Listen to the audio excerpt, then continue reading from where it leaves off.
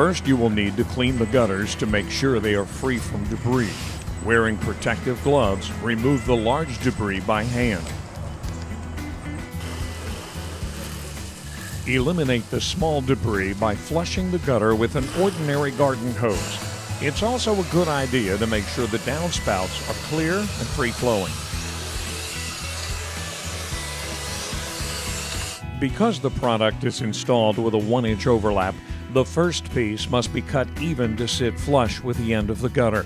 To remove the overlap on the first piece of a run, position your speed square even with a 90-degree bend at the back and the flange at the front, and draw a cutting line from the top to the bottom of the piece.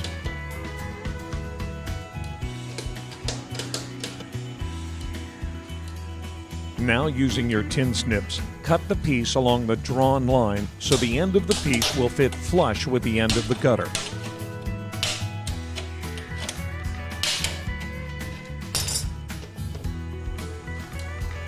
To properly position the product on the gutter, the front flange should fit on the inside of the lip of the gutter, and the 90-degree bend should be flush up against the gutter board. Now make sure your product has a 1/2 to 1-inch pitch from back to front. Starting at the right side of the piece you are installing, attach the solution to the gutter by inserting a 1/2-inch hip screw into the top of the piece, placing the screws approximately 12 inches apart, except for the final screw to the far left. That screw should not be placed until the next piece is positioned. We'll show you that in a moment. Next, attach the back of the piece to the gutter board by using the 1-inch screws, again placing them approximately 12 inches apart. Now it's time to position the second piece, which is going to overlap the first. So let's call the piece you just installed Piece A, and the section you are going to install Piece B. Piece A is secured to the gutter with the exception of that final screw on the far left side of the piece. Position Piece B snug up against Piece A, placing Piece B on top of Piece A.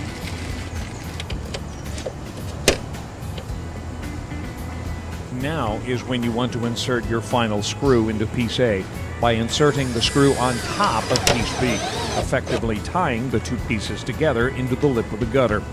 Insert a screw into the middle section of the overlapped pieces midway between the lip of the gutter and the gutter board. This will add stability to the connection of the two pieces. Now repeat this same process as you work your way down the gutter line, again working from right to left.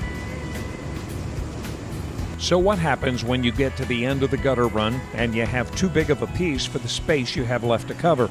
Well, simply measure the distance you have left, and then measure that distance on the final piece to be installed. You'll want to measure from the rear 90-degree bend in a right to left direction. Do not include in your measurement the 1-inch overlap. Using your speed square, mark a straight line down the product. With your tin snips, cut the piece from front to back down the marked line, trying to make as even of cut as possible. When you reach the back, cut the 90-degree bend in a downward direction. Position the final piece so it overlaps the previous piece and sits flush against the end cap of the gutter. Tie the two pieces together just as you did with previous sections, and secure the final piece to the lip of the gutter and the gutter board.